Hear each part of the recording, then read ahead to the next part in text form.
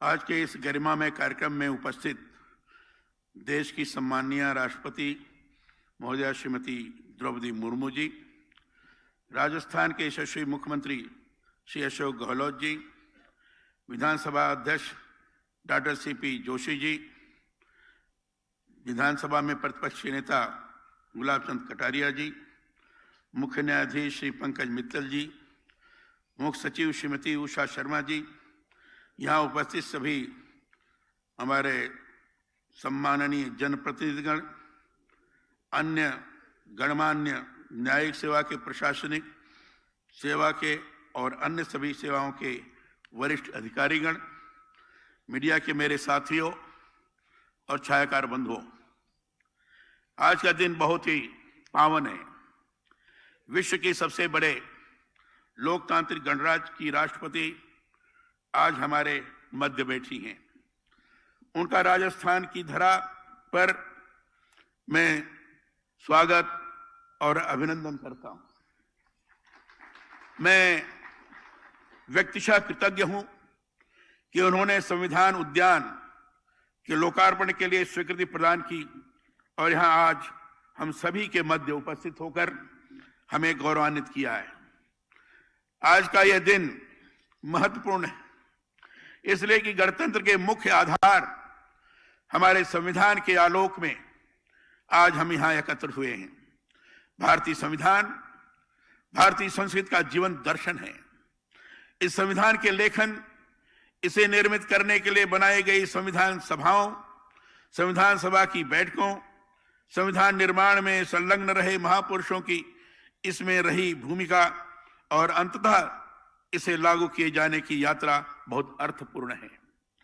संविधान उद्यान में इस यात्रा को विभिन्न मूर्त शिल्पों, छाया छवियों, मॉडल्स और अन्य कलात्मक माध्यमों के जरिए जीवंत करने का प्रयास किया गया है। राज्यपाल राज्य का संवैधानिक प्रमुख होता है।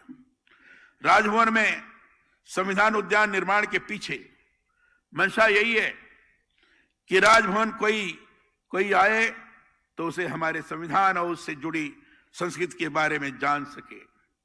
वह संविधान की संस्कृति से प्रत्यक्षतः जुड़े 26 जनवरी 2021 को संविधान उद्यान का शिलान्यास यहां राजभवन में किया गया था। मुझे इस बात की प्रसन्नता है कि केंद्र सरकार की स्मार्ट सिटी योजना के तहत जयपुर विकास प्राधिकरण द्वारा 1 वर्ष से कम अवधि में ही इसे पूर्ण किया गया है। मैं मुख्यमंत्री श्री अशोक गहलोत जी और नगरीय विकास मंत्री श्री शांति धारीवाल जी का भी इस अवसर पर आभार जताता हूं कि उन्होंने पूरी रुचि लेकर इस परियोजना को मूर्त रूप देने के लिए निरंतर मॉनिटरिंग कर इसे आज यह स्वरूप प्रदान किया है। राजभवन में यहाँ जो संविधान उद्यान निर्मित किया गया है वह संविधान निर्माण से लेकर उसे लागू करने तक की ऐतिहासिक यात्रा का ही साक्षी नहीं है, बल्कि यह भारतीय संस्कृति का भी कला रूप है। संविधान के मूल प्रारूप के अंतर्गत उसके 22 भागों में कलात्मक चित्रण किया गया है। संविधान सभा के अध्यक्ष डॉक्टर राजेंद्र प्रसाद के आग्रह पर शांति निकेतन के कला गुरु नंदलाल बोस ने संविधान के प्रत्येक भाग के आरंभ के पन्ने पर कलात्मक चित्र उकेरे थे। हम सभी के लिए यह गौरव की बात है कि राजस्थान के कलाकार स्वर्गीय कृपाल सिंह जी, शेखावत जी ने भी संविधान प्रारूप के कलात्मक स्वरूप में योगदान दिया था। यह बहुत प्रसन्नता की बात है। महर्षि अरविंद के आध्यात्मिक राष्ट्रवाद, वैदिक काल से 20वीं सदी तक के सनातन भारतीय परंपरा, भारतीय सभ्यता के आधारभूत ढांचे की समझ के साथ रामायण, महाभारत और भारतीय संस्कृति से जुड़ी यज्ञ की, गुरुकुल की तथा गीता में भगवान श्री कृष्ण द्वारा अर्जुन को दिए हुए संदेश जैसी महान परंपराओं का संविधान के प्रारूप में विशेष चित्रण किया गया है।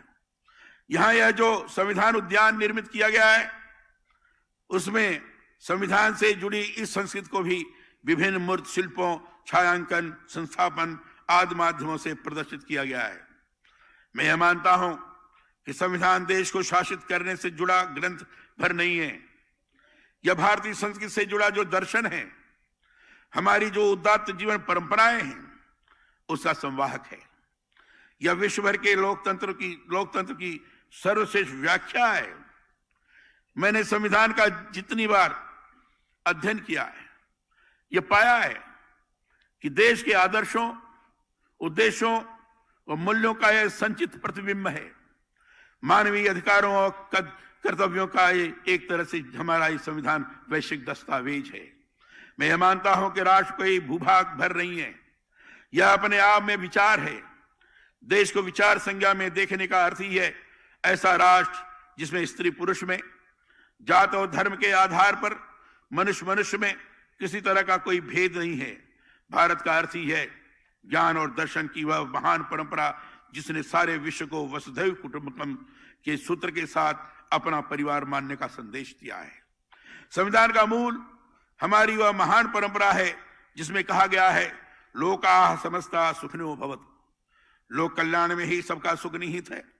संविधान का मूल आधार यही परंपरा है। संविधान को देश की विविधता की, हमारी सामाजिक संस्कृति को ध्यान में रखते तैयार कर लागू किया गया है। दुनिया की सर्वश्रेष्ठ प्रस्तावना किसी संविधान की मानी गई है तो हमारे देश की है। संविधान की प्रस्तावना में है इसकी शक्ति सीधे जनता में निहित की गई है। संविधान उद्देश्य के हम भारत के लोग शब्दों से लोकतंत्र का आदर्श स्वतः स्पष्ट होता है। हम भारत के लोग वाक्य भर नहीं है, यह हमारी महान भारतीय संस्कृति का एक तरह से जीवंत दर्शन है। मैंने राजस्थान में राज्यपाल बनने के बाद अपनी सबसे पहली प्राथमिकता विश्वविद्यालयों में संविधान उद्यानों के निर्माण की रखी। इसके पीछे उद्देश्य यही रहा है कि देश की जो नई पीढ़ी है, युवा जनमानस है, उसमें संविधान के प्रति आस्था और विश्वास जागृत हो। मैं चाहता हूं भारत के प्रत्येक नागरिक में यह आस्था बने। इसलिए प्रदेश में जितने भी सार्वजनिक कार्यक्रमों में मैं भाग लेता हूं, मेरा प्रयास रहता है कि वहां पर संविधान की प्रस्तावना और उद्देश्य का और मूल कर्तव्यों का भी वाचन करवाता हूं। राजस्थान विधानसभा में अपने अभिभाषण में भी मैंने संविधान की उद्देश्य का और मूल कर्तव्यों के वाचन की परंपरा डाली है। उम्मीद करता हूं भविष्य में भी यह परंपरा कायम रहेगी। गणतंत्र का तात्पर्य उस शासन व्यवस्था से है जिसका संवैधानिक मुखिया जनता के द्वारा चुना जाता है। भारत में संसदीय शासन व्यवस्था है, इसलिए राष्ट्रपति भारतीय गणतंत्र के सर्वोच्च नायक हैं और उनकी यह पद स्थिति समस्त निर्वाचित सांसदों और विधायकों से प्राप्त विधिवत बहुमत से चुने हुए राष्ट्राध्यक्ष की होती है। हमारा संविधान लोकमानस से सीधे और तौर पर जुड़ा हुआ है। संविधान के माध्यम से हमने एक लोक कल्याणकारी राज्य के सर्वोत्तम स्वरूप को साकार किया है। संविधान में इसलिए व्यवहारिक मौलिक अधिकार, कर्तव्य और राज्य की नीति निर्देशक तत्व दिए गए हैं। संविधान उद्यान के लोकार्पण के इस पावन अवसर पर आइए हम सभी महान संविधान निर्माताओं को नमन करें। लोक कल्याण और लोक आराधन के कार्यों के साथ भारतीय संस्कृति और विधान के आलोक में राष्ट्र के सर्वांगीण विकास के सहभागी बने। मैं माननीय राष्ट्रपति महोदया का पुनः